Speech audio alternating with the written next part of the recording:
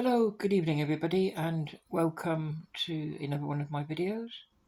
This is a second video concerning the actions of Devon and Cornwall police. For those of you who follow my videos, you will know that I did make a previous video several months ago. I believe it was in January of 2023, and that concerns a police officer, a serving police officer with Devon and Cornwall Force, a guy who, when I knew him, was a sergeant, and his name was Mark Ruston. And the video, which is still on YouTube online today, was entitled about concerning the news on a honours list. Was it fit for purpose? And about how this man had been honoured in the King Charles's first New Year's honours list for his servicing to policing. And the video, as I say, is still available if you want to watch it, went on asking the question, was he fit? Bearing in mind that in 2012, whilst a sergeant with Devon and Cornwall Police, based at Timoth Police Station, he refused to attend court to give evidence in a case where he was the victim in an assault. The assault occurred while he tried to arrest a alleged drink driver. Again, the video's here. You can see that it goes into great detail. But this video I want to focus on today, the 27th of July 2023. I want to tell you another story. The reason why I'm doing this today, it's following news that is coming from the Devon and Cornwall police, or more accurately, it's coming from the Northern Ireland Police Service, I believe. So what I'm going to do is I'm going to switch over from the websites. Obviously the first one was the Devon and Cornwall Police, and I'm going to go on to the Devon Live website. Devon Live is like an online newspaper. So I'm going to go across to Devon Live News today and see what it says about this, the Chief Constable of Devon and Cornwall Police. I'm just trying to see if I can find what I'm looking for. So we'll go to the latest news to see if it's covered here. So we go down, we scroll down, it's giving various topics, as you can see. And I'm going to scroll down to try and find out news that broke in the last 48 hours or so concerning the Chief Constable, who I believe was appointed in the capacity of Chief Constable in the end of 2022, November, December, something like that. So we'll look down and see if we can find the article. I'm afraid this website seems to be unreliable. It doesn't really keep up to date with current news. It seems to be very slow. It's can be several days before it's updated. I obviously can't find anything on there, so I'll go back to just see if I can find a story here. Top headlines. See if we can find it on there. The story I'm looking for. See all police incidents 57 minutes ago, an hour ago. So it seems pretty updated. So just bear with me, just to see if I can find this article. it's got, to scroll down,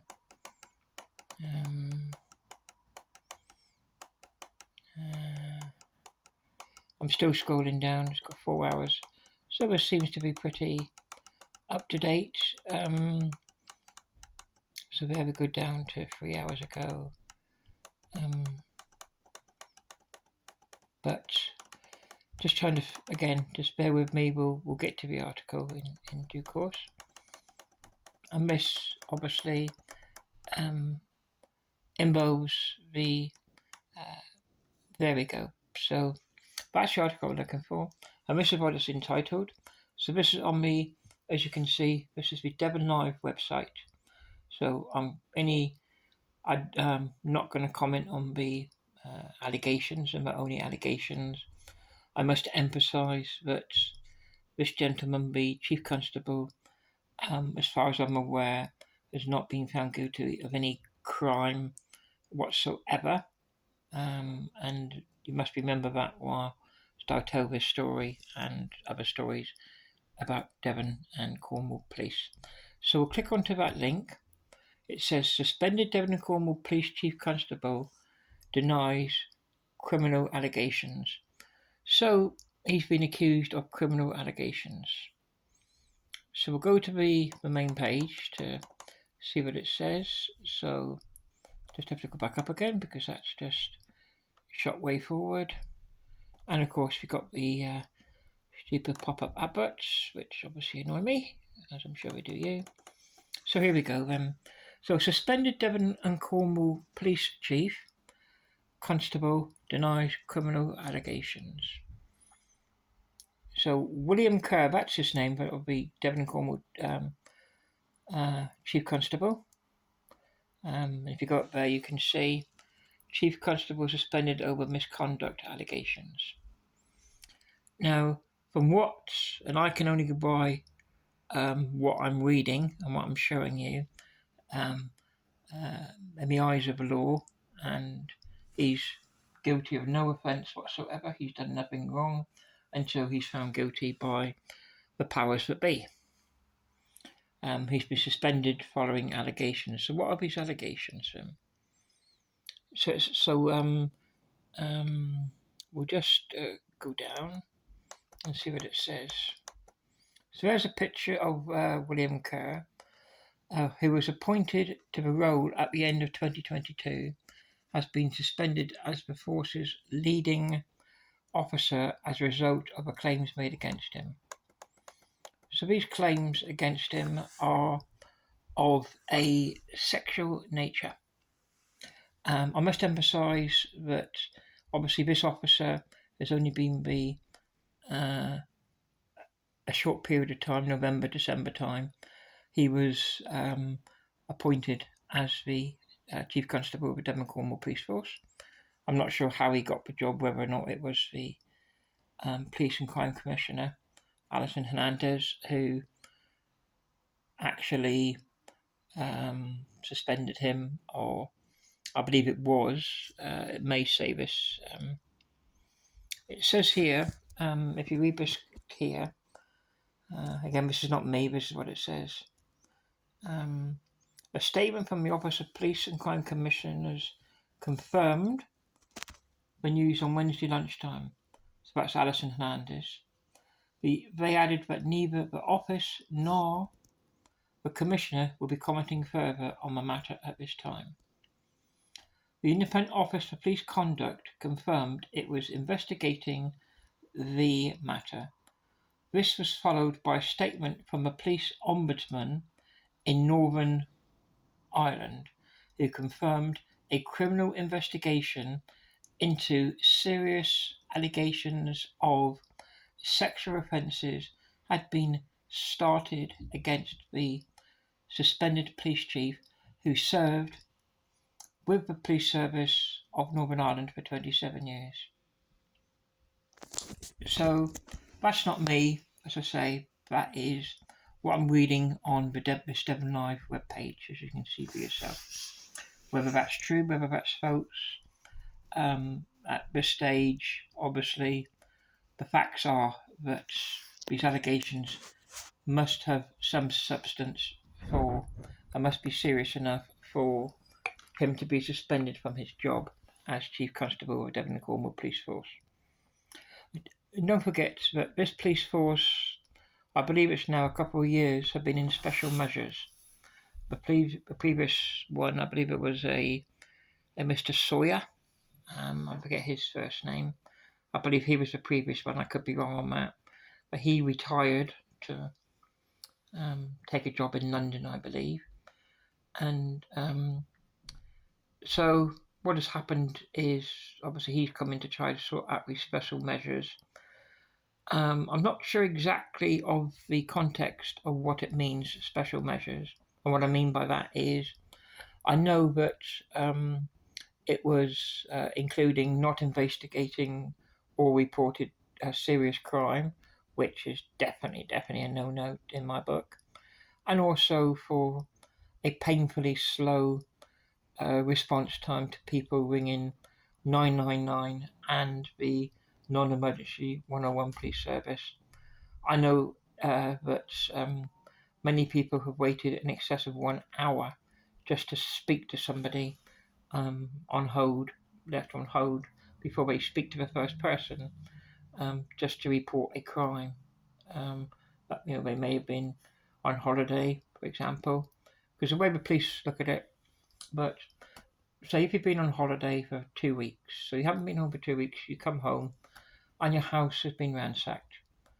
You've been burgled, you've lost your television, you've lost your computers, you've lost several items of valuable equipment, etc. Now that burglary could have happened an hour before you arrived home from holiday.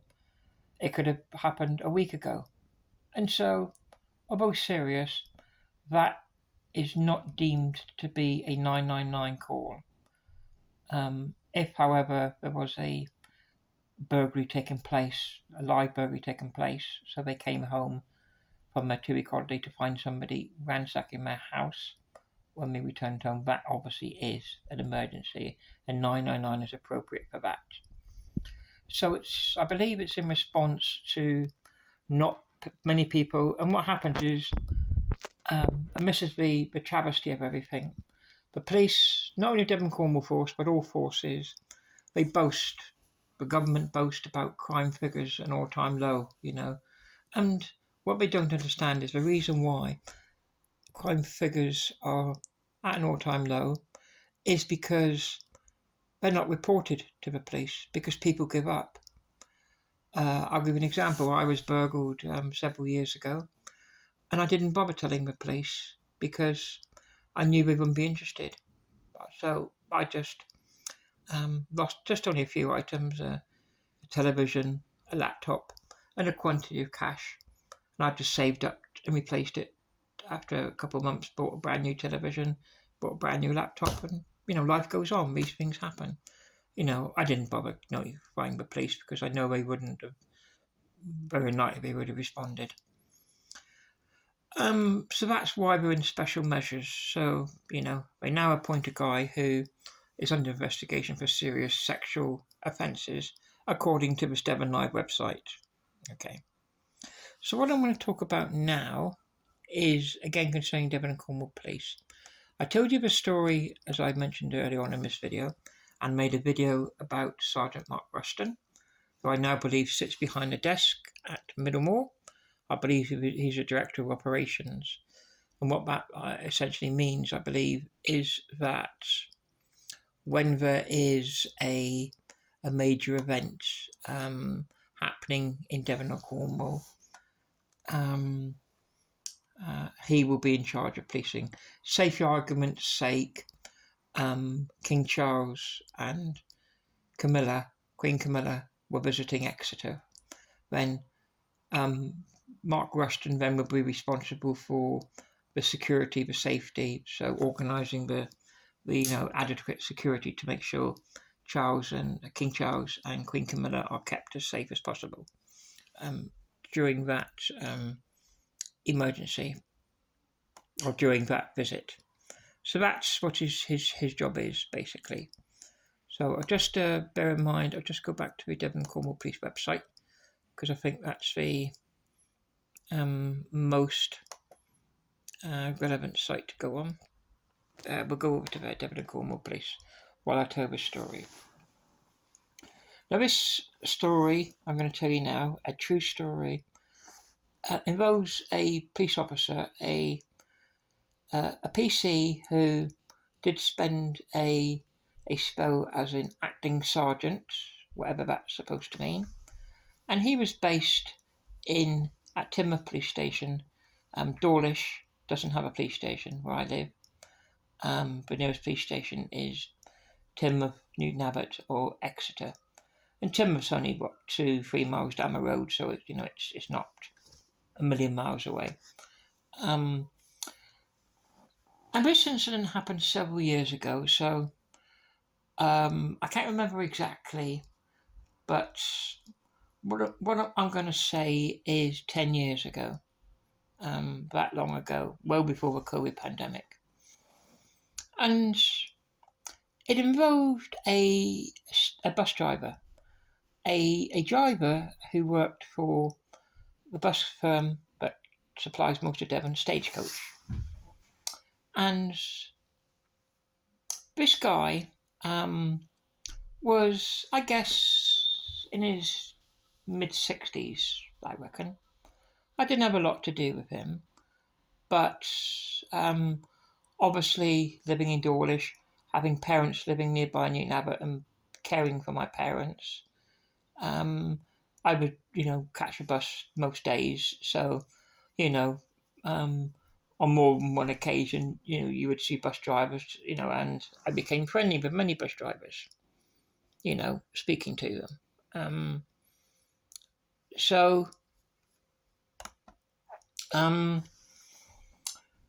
One of the bus drivers on the number 2 service that goes from Exeter bus station, goes through Exminster, Kenton, by Powderham Castle, to Starcross, to Dawlish, Teignmouth, King Stainton, and on to Newton Abbot, and then obviously the return leg back again. So these drivers, I believe there was 21 drivers, and the reason I know this, so 21 drivers dedicated for number 2, Stagecoach employed. And one of these drivers I knew personally. I won't give his real name. I'll call him Brian for this true account of this person. I worked with this person in the 1990s in an engineering factory.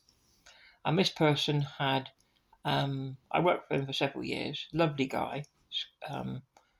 And what happened was he got a job at Stagecoach. Of course, I knew him. And I noticed that often travelling between Dawlish, where I live, getting on number 2 bus, and travelling on the bus to Newton Abbot to go and see my parents, sometimes the bus would stop in the middle of nowhere, sort of where Barton, which there's no houses near, there's a big farm there, the outskirts of King Stainton, for example, and would spend several minutes. And obviously the bus wasn't early, quite often the bus is running late. And I would think, why is the bus stopped? Now, I must say, because the buses were quite noisy, the early mornings that I travelled, with school kids, etc., full of school kids, I used to wear headphones, so listen to music so it cuts out all the noise. And so on several occasions, when the bus had stopped, thinking, well, why are we stopped in the middle of nowhere? I would take my headphones and I see this bus driver, this driver in his mid-60s, he would be arguing with a passenger. And this happened on numerous occasions. I would say at least 5, 6, 7, maybe more.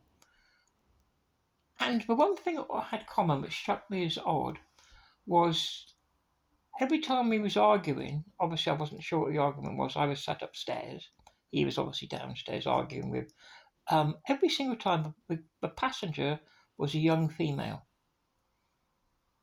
And I thought to myself that obviously this gentleman, this bus driver, he had a problem with women for some reason.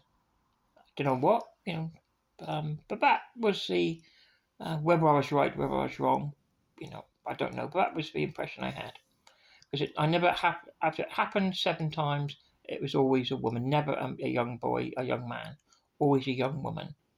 Not at school age, but when I say young woman, say 18, 19, 20-year-olds, somewhere about that age range. So one day the bus came along one morning to go to Nabot, and my friend I worked with, Brian, was driving the bus. So I mentioned it to him. I said, "Who's this driver?" And he told me the name of this driver. And I'll use his real name, the driver, this 60-year-old-ish driver. His name is Keith Jenkins. Keith Jenkins, yeah. And so I knew who his driver was. And he said to me that he goes on holiday 2 or 3 times every year. Nothing wrong with that. But his holidays, always he goes to Thailand. And I'm sure you can use your imagination what he was going to Thailand for. Because what he used to do is, when he was working, he used to, in the extra bus station canteen, where the drivers used to sit and have their meals, have their drinks, whatever, he would boast on what the activities he got up to whilst in Thailand. Yeah, and then, so, I knew that he was, into all sorts of stuff, and, obviously he had a problem with women. You can draw your own conclusions into what he was doing in Thailand. But then, I suppose a period of around 2 years or so happened. And I suppose the last 6 months of that 2-year period, I never saw this guy, this Keith Jenkins, this driver. I used to see him at least once every 2 weeks driving the bus.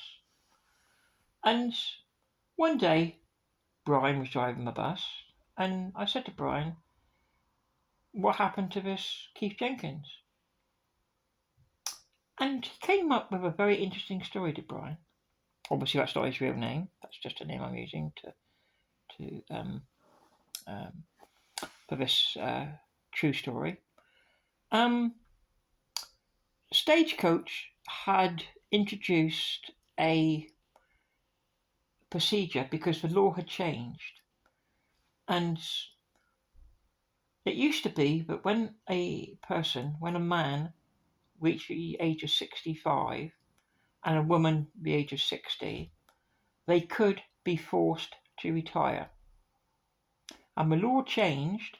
Not only did they raise the retirement age for women initially to 65, so both men and women at 65, the government brought in a law stating that making somebody retire once they reach the age of 65,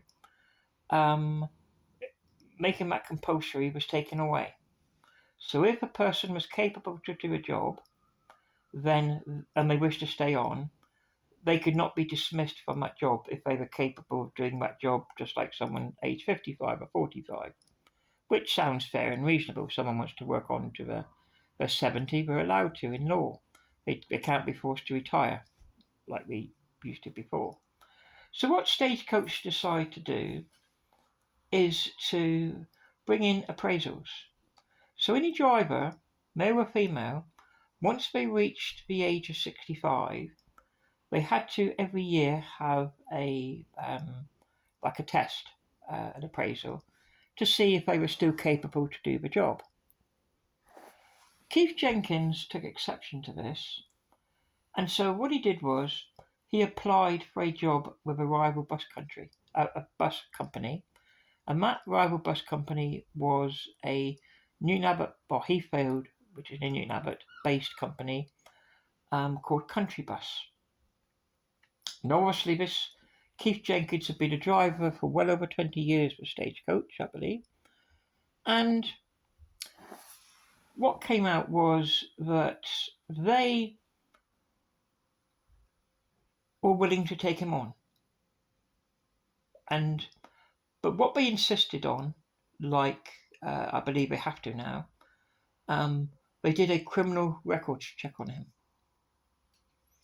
The criminal records check, so he had the job for Country Bus, subject to the criminal records check coming back satisfactory. The criminal records check did not come back satisfactory, and it came back that at some point Keith Jenkins received a police caution for having sex with a 12-year-old girl. Yes, a 12-year-old girl. The reason it didn't go any further was lack of evidence and the girl refusing to cooperate with the police over her being sexually molested and abused by this evil paedophile Keith Jenkins. So that explained a lot to me. Then I started seeing him, so therefore he was called in by Stagecoach. They were unaware, because Country Bus alerted Stagecoach that, and Stagecoach, for whatever reason, obviously worked 20 years plus. I imagine that criminal records checks didn't apply back 20 odd years ago. We're talking probably now 30 years ago now, because this happened around 10 years ago, I reckon. Although I can't be accurate with the timing. So the Country Bus alerted Stagecoach, and Stagecoach called him in, and they sacked him for failing to disclose his police caution. So he was sacked. So that was the reason why I hadn't seen him. But then I started seeing him around Dawlish. At this time, I didn't know he actually lived in Dawlish. But he did, so he lived in the same town as I did all the time I knew of him. And I would see him with a young girl. I would say the girl was probably 9 or 10 years old. And the reason I know that she was around that age was because she would. I never saw her being taken to school, but around 3:30 in the afternoon, 3:45, I would see them heading past my flats on the outskirts of Dawlish, heading towards Dawlish town centre. I would see him with this girl in the primary school uniform, so for kids up to the age of 10 or 11. And that concerned me, because I know now that you've got this guy, this Keith Jenkins, a paedophile, who goes to Thailand and gets up to no good in Thailand, and who has a conviction, albeit a police caution, I understand. He is around with a girl who can't be more than 9 or 10 years old. She's wearing a primary school uniform, for goodness sake. So by pure chance, a few days afterwards, I was very concerned. I didn't know what to do. I dialed the police several times and then terminated the call before I got through, because I thought to myself, the police won't do anything. So one day I was in Dawlish Town Centre when I met the community beat manager. That's what he called himself. That was his job title for Dawlish. A PC Ray Fachney. And I mentioned my concerns to this Mr. Fachney, this PC Fachney, the community beat manager for Dawlish. And I told him exactly what I've told you here today about the allegations that he had a police conviction. Obviously, he could check on my police computer for having sex with a 12-year-old girl. And I was deeply concerned that I had seen him a number of occasions with a young girl in the primary school from up the road's uniform. So He said that we'll investigate, and about 2 or 3 weeks later, roughly, I, by chance, bumped into the same policeman, PC Ray Fachney, again. And I said to PC Fachney, I said, "Oh, did anything come of what I told you about this Keith Jenkins and the young girl?" And he responded to me, by saying that the police have no concerns. Now that bothered me, obviously, because a known paedophile, any man that has sex with a 12-year-old girl is a paedophile, is walking around freely with a girl in a primary girls' school uniform. So I'm bound to be concerned. Anyone would be. I'm sure you would be. But then a few weeks later, I found out some interesting information. And it came from another bus driver. Again, I'm not going to use this bus driver's name, but I'm going to call him John. So that's not his real name. Now, John was also a stagecoach driver, and again, I didn't know he lived in Dawlish until one day I was up at the library in Dawlish one morning, and this bus driver, John, was up there. And John told me that, unfortunately, he had had to retire from driving buses after 20-odd years because he had had a fit, an epileptic fit, the first time ever, aged 54. And obviously that stopped him from driving. He wasn't able to drive anymore. And he was up the up the library, and he didn't have a clue. And so I used to meet him several times, to help him log on to the computer and look for jobs that he could do. Obviously safely, because he was now, diagnosed with epilepsy. So, and then through conversations, him being a stagecoach driver, I asked him, did he know Keith Jenkins? And by coincidence, Keith Jenkins lived next door. Yeah, actually next door to John, the epileptic bus driver, or epileptic former bus driver. And John said to me that the young girl was in fact his daughter. Yes, his daughter. So that was a great relief to me, because the way they were acting, like fooling around, messing around when they were walking through the town, they were drawing attention to themselves.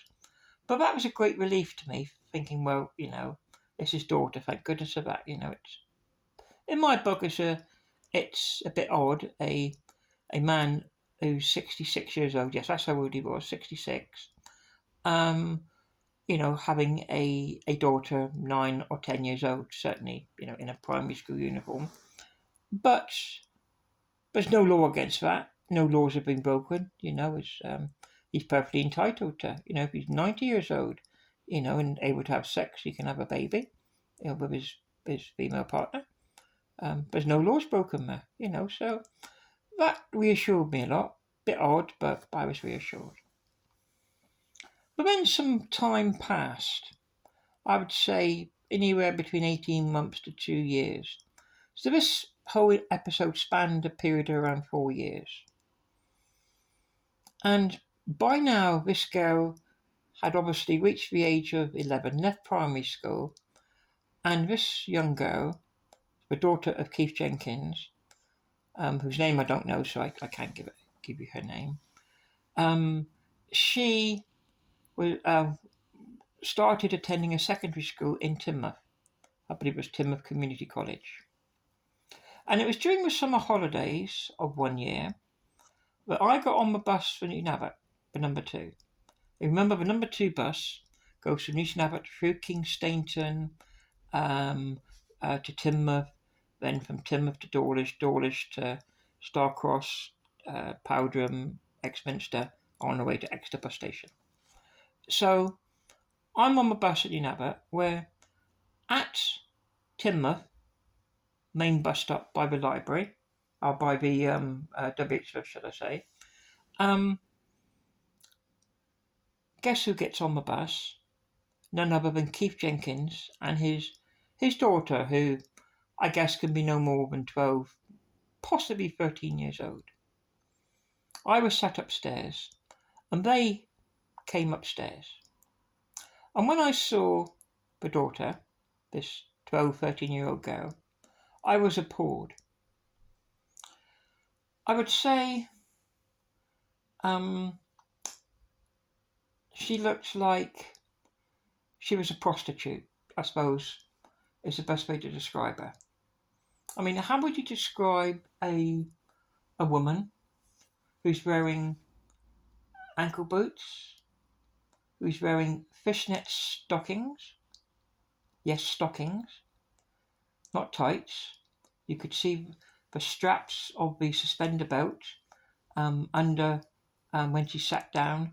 When her miniskirt, yes, miniskirt was raised, you could see the straps of the stockings attached to her suspender belt, and she had a transparent white blouse on, which clearly showed her white bra she was wearing, and her face was caked, and I mean really caked, several layers of makeup. She looked, I hate to say it, but she looked like a slut. And I was disgusted, I was appalled. So what I did was, I guess, well, the bus was packed, and I there and then wanted to challenge Keith Jenkins, and the only reason I didn't do was I didn't know what pressure, if any, the daughter was under, whether or not she was being sexually abused or not. I didn't know any of the circumstances which led to her being dressed as a slut, a 12 or 13-year-old girl. So, because the bus was packed and because I didn't want to upset her, I said nothing. There was smoke coming out of my ears, believe me. So, when I got off, I went straight to I was going to go straight to the police office in Dawlish. They had an office back then, which has now disappeared. But before I got there, I bumped into, you guessed it, PC Raymond Fachney. And I mentioned it to him. I mentioned exactly that, the way she was dressed. And I said, and when we were on the bus, it was a double-decker bus, as most of the number 2 services are. They went upstairs and sat at the front 2 seats on the right-hand side, on the driver's side, upstairs. And the way they acted, the way they behaved, did nothing, and there must have been 20, 25 people sat upstairs. It was pretty packed. The way they behaved, acting stupidly, foolishly, loud giggling, and etc., did nothing but draw attention to the pair of them. So it was an open invitation for people to look and stare at this 12, 13-year-old girl, Keith Jenkins' daughter. And I was horrified, as I say. So I mentioned this to this wonderful police officer, PC Ray Fachney, and again, it came back a week or so later, but they had no concerns. Now, I knew that was all wrong, but I even rang social services, Devon County Social Services, to say I was concerned, and the police seemed uninterested. And to be honest, Devon County Social Services seemed uninterested. They told me to report it to the police. But what can I do? I reported it to this corrupt police officer, PC Ray Fachney, and he did nothing. Nothing at all did Mr. Fachney, this corrupt police officer, the most corrupt police officer I've ever had the displeasure of knowing. So, then some time passed, I don't know, 3 months, 6 months, and I only saw the pair once or twice. Then I never saw them for, like I say, 3 months, 6 months, I'm not sure how long. But then I bumped into the ex-bus driver. Remember when I spoke about earlier, the epileptic, who lived next door to Keith Jenkins? And I said to this guy, the ex-bus driver, the epileptic, whatever happened to your next door neighbour, Keith Jenkins? I don't see him around. And he said something to me which really made me relieved, a load of mixed emotions, relieved, furious, angry, upset, happy. And he said, several months ago, social services came to his house early one morning and they took his daughter off him and placed her in permanent foster care. And he, shortly afterwards, within a few weeks, left and went back, I believe, to Stoke-on-Trent, was what I was told. How true that is, I don't know. I can only tell you what I was told. So, social services had acted and taken the daughter, who must have been 13 or 14 by now, out of that family. I'm not sure whether Mum was in all this. I never, ever, ever saw the young girl or Keith Jenkins with an adult female. Not one occasion. So where the mother was, I just don't know. I just don't know. But what I do know is common sense tells me that something very serious must have happened for a 13, 14-year-old young girl to be taken permanently from her parent or parents and placed in permanent foster care. Something serious must have happened. And remember, I reported my concerns 4 years prior. Twice I reported my concerns, and the response I had was from the police, we have no concerns. So I just hope and pray, even today, even though this happened 10 years ago, that the girl's obviously now an adult, and whether or not she has a relationship with her father, is now, her choice, her decision. But the fact is that social services took her away for a very valid, good reason. And the guy, a known paedophile, with a girl, underage, being taken into care. I believe that girl came potentially, I have no evidence whatsoever, it's just my own personal opinion based on my opinion alone. I'm not saying I'm right, I'm not saying I'm wrong, it's just my opinion. But this young girl, because of inaction from Devon and Cornwall Police, PC Raymond Fachney, now retired, thank goodness, probably getting a nice fat police pension. It just shows, the potential that could have gone on. Something did go on. The girl was taken into care. And yet this officer, twice I told him, and he did nothing. He did absolutely nothing. And that just goes to show, that I have many more stories I can tell, and maybe I will tell, maybe I won't. But that's just 2 examples in Dawlish of PC Ray Fachney, the most corrupt police officer I've ever known in my life. A guy who, I believe should have possibly gone to prison for corruption. The man is, as a policeman, was rotten to the core, corrupt. As the same goes for PC or Sergeant Mark Rushton, who now is head of operations at Middlemore, the headquarters of Devon and Cornwall Police. And it just shows, like I've said repeatedly, this organisation now has an organisation that's been in special measures for 2 years. It's full of corrupt police officers. There's another officer from Timber. I believe he's called Teague. I may be wrong on that. It rings a bell, the name Teague. I believe his nickname was Treacle or something or other. Again, I may be wrong. I'm just going back from memory. My memory may be wrong. But there is an allegations a serving police officer, has been suspended due to alleged, again, not saying he's guilty, not saying he's innocent, alleged sexual offences.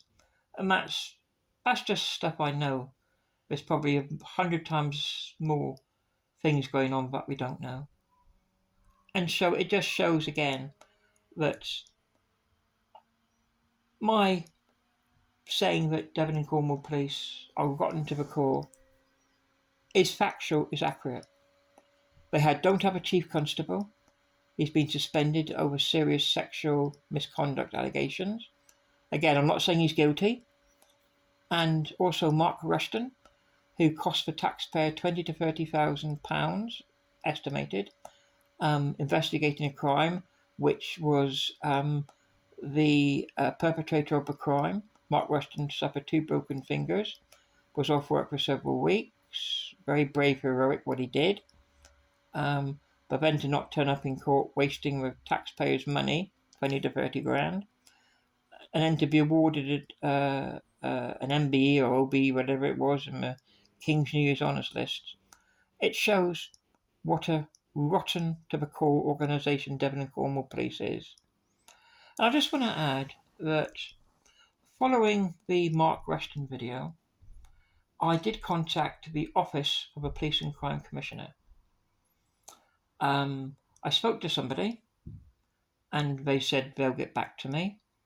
I also sent 2 emails to the Alison Hernandez, the Police and Crime Commissioner Officer of the Devon and Cornwall Police, and I sent, as I say, emails and phone calls. I believe 5 or 6 times I asked her to comment on whether she thought that it was right and proper that a still serving police officer, Mark Rushton, is a fit and proper person to receive a New Year's honour in the King's New Year's Honours List.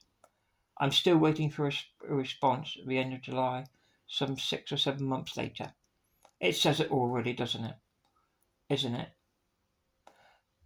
I thank you very much for watching this video, and again, I'm making perfectly clear, I've made allegations against PC Ray Fatesney, which I stand by because they're factual. The allegations against Rushton have been proven, they're factual. The court records will show that. But the information, I'll make it perfectly clear, against the current Chief Constable who's been suspended the last couple of days. Again, I'm only going by newspaper reports and press reports. I believe there was an article in today's Daily Mail concerning the suspension of this Chief Constable for Devon and Cornwall Police. Again, a police force that's in special measures because they can't do their job properly on a day-to-day basis. They spend forever answering the non-emergency phone, and even the 909 call line can be busy at times. It shows how inept and how corrupt the whole force is, and in my opinion, and this is just my opinion, how corrupt and how inept the Police and Crime Commissioner Alison Hernandez is. I thank you very much for watching this video, and please feel free to leave any comments you wish to make in the comments section below this video. Thank you for watching.